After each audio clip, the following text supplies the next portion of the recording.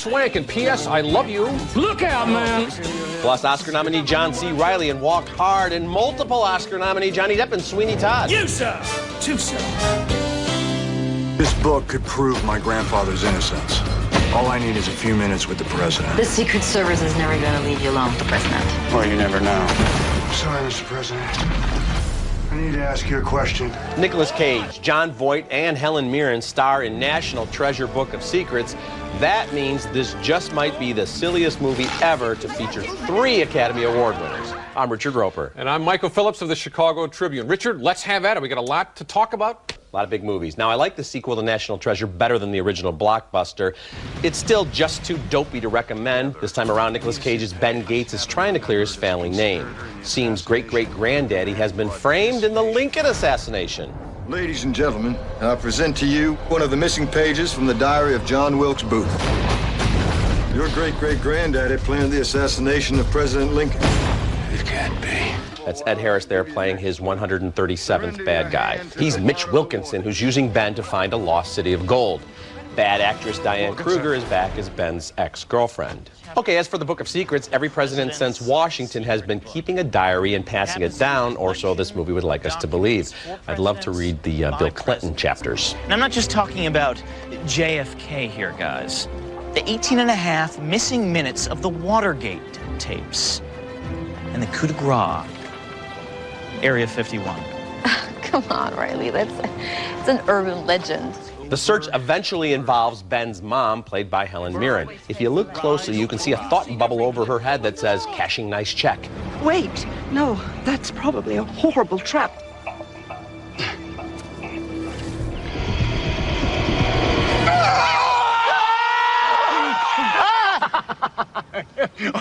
I am sorry. I couldn't resist. Okay, this movie does have its comedic moments, as when Cage gives some weird method spin to a line, or Justin Bartha cracks another one-liner. He's funny in here. There is some fun double talk about conspiracy theories and centuries of covert activities, with some tighter editing and maybe just a hint or two of credibility in the script. Book of Secrets might have qualified as a guilty pleasure, but it's just too loud, too phony, too silly, and too long for me to recommend. Yeah, I actually preferred the first one a little bit, even though they're both, man, they're almost like 130 minutes long, which they feel long to me. They really feel long. And some of the sequences just drag on forever. And there's especially the climax, which is taking place inside Mount Rushmore. That's not much of a spoiler, I don't think. But inside Mount Rushmore in sort of this pre-Columbian water park, I guess. I thought it would been so great at some point if they would have, like, escaped through, Jefferson's left nostril or something inside there. But even there, the sets kind of look kind of cheesy, and they're in there, Michael, forever in that final sequence. Forever. They're still in there as far as I'm concerned. And there's a line that Jon Voight has in the first picture where he's kind of wearily talking about, the cost of all this treasure hunting, and another clue leads to another clue. Yeah. And he sounds as exhausted as, I got to say, a lot of these people on screen look in this one. It just has a tired I have to say, Nicolas Cage looks like, all right, he's just going to have some fun, because every once in a while he just goes off on one of those weird Nicolas Cagean rants. But you're right, it just goes on forever. It could be fun as an Indiana Jones knockoff kind of a series, but I don't think they can decide, is it going to be adventure, is it going to be campy? So they throw everything on screen, and it just becomes exhausting for the viewer. And I think the issue is that John Turteltaub, the director, really doesn't have a lot of flair for staging action, I feel. I feel that, you had a lot of suspense sequences. To me, though, the odd thing is the most suspenseful thing in this picture is when Nicolas Cage is trying to sustain a Cockney dialect for about 5 lines of dialogue, and you think, can he do it? Can he do it? But, he almost does it, but it's a spoiler. And the last thing I want to mention, Michael, is Harvey Keitel as an FBI agent, where he looks like he wandered in from another movie. Right. An Abel Ferrara movie, Yeah, exactly. If you're a control freak who dreams of guiding someone's destiny from beyond the grave, here's P.S. I Love You, a truly bizarre romantic comedy. It stars 2-time Oscar winner Hilary Swank, along with Gerard Butler of the movie 300. The film, based on a novel, starts out like some Broadway play from the 1960s, with Holly and Jerry having a fight and then making up with a little discreet hey-hey. Oh, Harley! Oh, God! Oh, I just want to flake your little sugar. I can't believe I'm in love with a leprechaun. Jerry's death comes early in the picture, no spoiler there, but he's written a series of inspirational letters to help Holly get through her grief. Harry Connick Jr. plays a bartender, and if Connick and Lisa Kudrow weren't in this picture, there wouldn't be a picture. Sorry, I have a syndrome. I don't really have a filter. I don't pick up on social cues. You mean you're rude? Yeah, but now it's a disease I can take medication for. They have pills for rudeness? I know. And they can't figure out the Middle East. Go figure. Connick gets every available laugh, for which you're very grateful. At Jerry's request, Holly and her pals, played by Kudrow and Gina Gershon, travel to Ireland, and the film turns into Under the Tuscan Sun with less sun and more Blarney. I feel really badly about you having to drive all the way back this late. That's enough, thank you. In this rain? Forget it. Please feel free to stay till morning. Yeah, we have a pull-out couch. The bed pulls out. It is a long drive.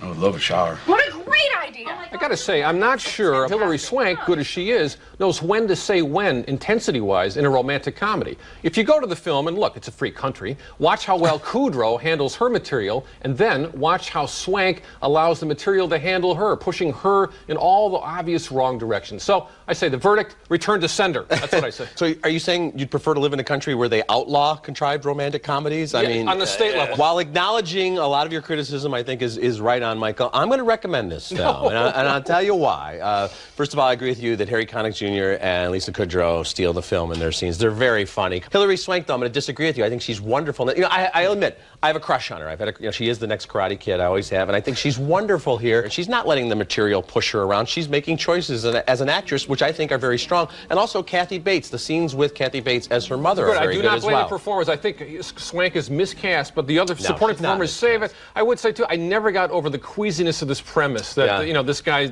basically controlling this the ex-wife's life from beyond the grave with this series of it's like Mitch Albom time. It is a huge contrivance, and you have to go with it. I thought it would have been fun at some point if she had just said Gerard Butler tonight he dines in hell. Maybe have some inside jokes going there. For the same idea, see Juliet Stevenson in Truly, Madly, Deeply, a good film on the same. That's subject. a better film, but I'm saying there's just enough here to recommend. There you go. I think we agree to disagree. All right, sir. Later in the show, Tom Hanks is a rascally politician. Is there any other kind? In Charlie Wilson's War. And next, John C. Reilly is the legendary Dewey Cox in Walk Hard. I ain't good enough to follow him. You're just sitting there, all high and mighty in your diaper. If anything, you need me. You're a baby. Come on, Miles. Don't you dare take Miles. You can take the children, but you leave me my monkey. After building a stellar career as a first-rate second banana, John C. Reilly takes center stage as the lead banana in Walk Hard, the Dewey Cox story. This is a dead-on satire of musical biopics. You know, when I was a boy, folks used to say to me, "Slow down, Dewey. Don't walk so hard." Of course, we have to follow Dewey through the years with his wardrobe and his hair and his music reflecting the spirit of the times. I thought the scenes set in the 60s were hilarious. Stuffed cabbage is the darling of the laundromat. The mouse with the overbite explained how the rabbit... What the hell is this song about? I have no idea. You guys are idiots. This song is very deep. Walk Hard reminded me of the Christopher Guest satire A Mighty Wind. There's so much genuine musical talent on display, and the filmmakers have such obvious affection for the genre. The humor is almost too subtle and gentle at times. You'll spend more time smiling and nodding in recognition than laughing out loud. But you know what? This movie's a lot of fun. I liked it a lot. I'm with you on the music, and I really have great affection for John C. Reilly and Jenna Fisher, who plays, the Reese Witherspoon backup singer, basically. Right. But I gotta say, I think if they had taken the same care with the script as they do with all these really sharp musical parodies by a lot of people, including Marshall Crenshaw, a lot of good people worked on this thing. Yeah. I just think this thing sags when it's not really singing. So that's, really? Yeah, I'm surprised, Michael, because there are times where I thought, well, maybe that scene could have been trimmed a little bit, and it does have this uneven feeling because you go in the flashbacks, it's Naked Gun level, satire. I think the issue for me is that it's too closely hued to walk the line to really kind of take off in its own kind of comic universe. That's my issue. But I do think Reilly is terrific, and it is wonderful to see him step up like this.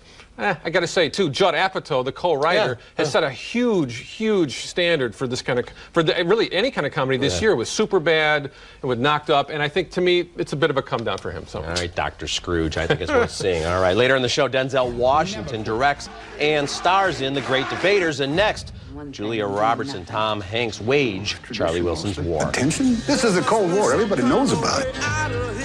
If there's anybody out there, please, you are not alone. All right, looking at movies now in theaters, we both like the big hit I Am Legend. Neither of us liked the big hit Alvin and the Chipmunks, and we're both strongly recommending Sweeney Todd, which opens this weekend.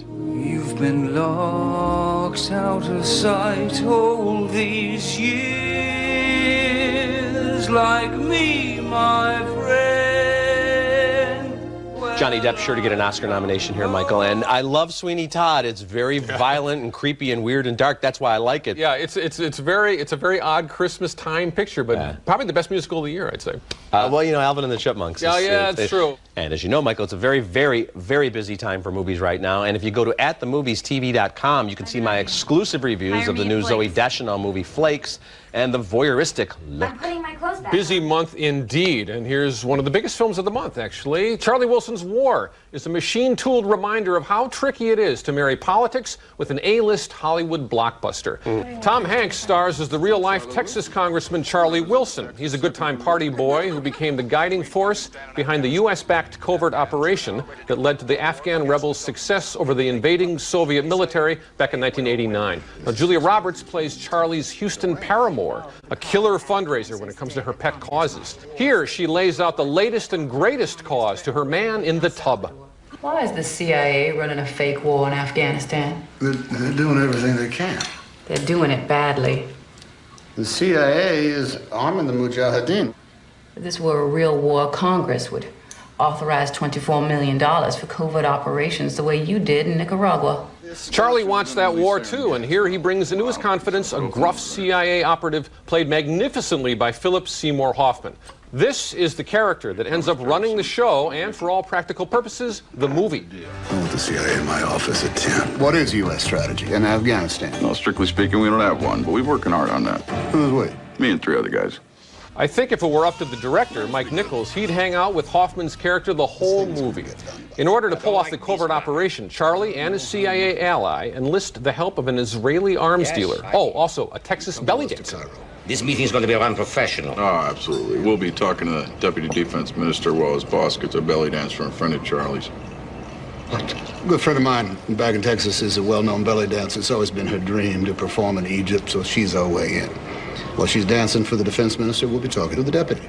Charlie Wilson's War is smooth, very well made, and I hate to say it, weirdly forgettable. As scripted by Aaron Sorkin of The West Wing, Charlie never becomes a memorable character, I think, and he feels sanitized in the extreme. Despite its finesse, I can't quite recommend Charlie Wilson's War, even for Philip Seymour Hoffman, who is awfully good in this. Another swing and a miss for Michael Phillips, ladies and gentlemen. Kelly. I can't believe you're not recommending this film. I had the exact opposite reaction. You say it's a forgettable piece of work. I find myself thinking about it more and more and liking it more and more in the days since I first saw it, Really? Michael. I think it's very funny, very sly. Well, you tell me. No, you and tell that me. script from Sorkin, to me, it's like very 30s screwball comedy, and these actors are so good, with that rapid-fire dialogue. Okay, here's my thing. You tell me, what kind of movie Mike Nichols wanted to make with this? Oh, I think he wanted to make a dark, funny satire. Okay, much in the vein of Wag the Dog, although in this case we're talking about a real war and it's based on real events. Right. But that's what it is. See, for me, I think as such, it's a home run. Yeah, for me, see, it doesn't have. Love this movie. I love this movie. No, it doesn't have the teeth for satire. I think. Of these course guys it does. Well, hold on. These are A-list talents. No, Yes. I mean Sorkin, absolutely very good at that kind of dialogue. We know from The West Wing very well. Yeah. Amy Adams, very good as Tom Hanks' assistant in this. Emily Blunt shows up in a nice role. I almost wonder if this film wouldn't have been better off going the nom de plume route and just completely saying, okay, we're not going to use the real characters' names. We're just going to take these prototypes and kind of go their own way, so the lawyers get out of the room. The nom de plume route. It went the laugh your butt off route, which is the right way. This movie is so funny and so smart. Hanks is so good. And Philip Seymour Hoffman, I think, deserves an Oscar nomination for supporting I think he will get it. acting. But I think he single-handedly really got me through. It's a smart and funny film. I really enjoyed this thing. I hope people check it out. Here's another real good film. I hope you agree with me, sir. Let's go. If not, we're going to have another debate. This is The Great Debaters. It opens on Christmas Day, and we've got an early review. 5 years after Antoine Fisher, Denzel Washington, the director, gives us another inspirational tale based on a true story. Washington plays Mel Tolson, a teacher and debate coach at Wiley College in Texas in the 1930s. Nate Parker brings a sizzling intensity and natural charisma to his role as Henry Lowe, a brilliant and rebellious young mind. I want you to come by my house tonight, 7:30, corner of Junior campus. Why would I do that? Holding tryouts for the debate team. You sure you want somebody like me? No. That's why you're trying out. The always stellar Forrest Whitaker plays Mr. Farmer, a local pastor, and the father of a teenage prodigy. At a party celebrating the debate team's winning streak, he expresses big concerns over Tolson's union organizing activism. Jesus was a radical. Careful. Yes, he was. Careful. Jesus was a radical. Mental institutions are filled with people who have confused themselves with Jesus Christ. I'm not confused. Oh, you convinced you're Jesus Christ now? You convinced you're Jesus Christ? You know what words do. John Hurd is a bundle of sweaty stereotypes as the town sheriff, who hauls in Tolson on dubious charges. I suggest you let him go. Are you threatening me, boy? I wouldn't do that, but I cannot speak for those people outside. Let him go! Let him go! For all its social lessons, The Great Debaters is mostly about a group of admirable young talents overcoming great odds. It's important, it's deeply inspiring, it's something from our not-so-distant past we must not forget, and it should be must-see viewing for high school and college students of all backgrounds. I almost stood and cheered during that final debate. Rebuttal? No, I agree. Rebuttal, sir? I agree. I do. This very old-fashioned filmmaking in a way, but I got to say, it's very satisfying. And just for that scene that we just saw of Denzel Washington and Forrest Whitaker, and that is 5 amazing minutes. And that's actually the kind of fireworks I found that I never got even from like anything that Denzel Washington was up to in American Gangster. You really feel like 2 great Oscar-winning actors are kind of getting a chance to show what they can do. And I really did find that even though it's kind of standard issue filmmaking in a way from the script point of view, there's a lot of feeling in this. And I did feel like, despite the sort of from the medicine value of the title on down, it feels a little like it's going to be work. Yeah, The Great Debaters. It did not feel I that agree, way. Michael. The Great Debaters is not a great title, and I think with all the other holiday movies coming up, you might go, well, do I want to see this? Is this just going to be a you should know this part of history lesson? And it's not. It's just an entertaining, mainstream, as you say, good old-fashioned filmmaking. And in fact, it's better than Charlie Wilson's War. I think we can agree on that. It's not. Coming up next, it's Secret Santa time. I'll be presenting this guy with my favorite box sets of the season in our video segment. But first, here's a look at what's coming up on next week's show. The most important thing in business is honesty. What other kind of shenanigans can I get into? This week's video segment is brought to you by Raisinets. Make a deliciously smart choice with Raisinets. I'm the driver. I go left, I go right, I go straight ahead. That's it. Looking at movies new on DVD, I really liked Eastern Promises. I also recommended The Kingdom, but I hated The Heartbreak Kid. And Michael, of course, it's the holiday season. You get a lot of those box sets, and I've got some for you here. Some of my favorite I hope you enjoy. Now, I know you were thinking about building a wing on your house, and instead you could just have the James Bond collection. Excellent. And you could live in that. It's so huge. And it goes all the way through the Daniel Craig edition. So that's a terrific Including George selection. Lazenby, actually. Yes, exactly, on Her Majesty's Secret Service. And you got the Harry Potter collection. You know, sometimes they get very clever with the boxing, so I know the kid in you will enjoy that. Another box set for you, the entire Rocky saga, which mirrors my life completely. All of those box sets I'm legitimately recommending. I'm giving you this last one, the complete first season of The Hills. Oh, beautiful. As a cautionary tale, because if the Writers Guild strike isn't settled at some point, we're going to be stuck with crap like this on TV and even at the movies. Look for it on Craigslist. Okay, my Christmas DVD pick is the Jason Bourne collection, which proves that a trilogy can actually get better as it goes. So here you go, Richard. Me. Now it's me. It's my turn. Me. Yeah, thank you. And I didn't have the scratch to pay for all 8 seasons of Charmed, but I know you don't have the first season. So here you go. Let me tell you something about Charmed. I've never seen it, but I will tell you this: and yet you're an Alyssa Milano completist. Alyssa Milano, Embrace the Vampire, one of the great guilty pleasure movies of all time. All right, all of the box sets we've discussed are available now, so get that second mortgage and get to the store. You can also go to atthemoviestv.com to find a more extensive list of my last-minute Christmas gift ideas, and we'll be back to recap this week's show right after this. Closed captioning for Ebert and Roeper is sponsored by... Man has evolved to the point where he no longer needs to stand in line for tickets. The MovieTickets.card, available only at MovieTickets.com. Guests of Ebert and Roeper stay at the Peninsula Chicago, the city's most exciting luxury hotel, located in the heart of Chicago's Magnificent Mile.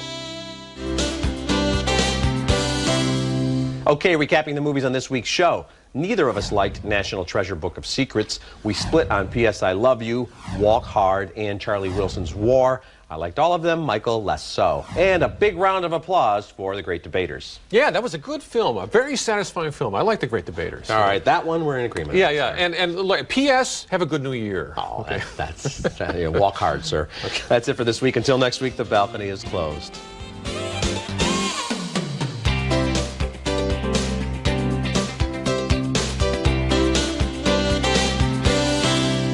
Why Bliss? Blistex Complete Moisture. A rush of moisture lips can feel. And it feels great. Discover Bliss. Discover Blistex. If you have high blood pressure like me, you need powerful cold medicine with a heart. Coricidin HBP. It won't raise your blood pressure. Coricidin HBP. Jelly Belly Jelly Beans. 50 true-to-life flavors. Each handcrafted with the finest ingredients. Get real. Get Jelly Belly. Consider this. A 3-act mouthwash. Act 1 freshens breath. Act 2 restores minerals. Act 3 strengthens tooth enamel. Act 3 acts, 1 bottle.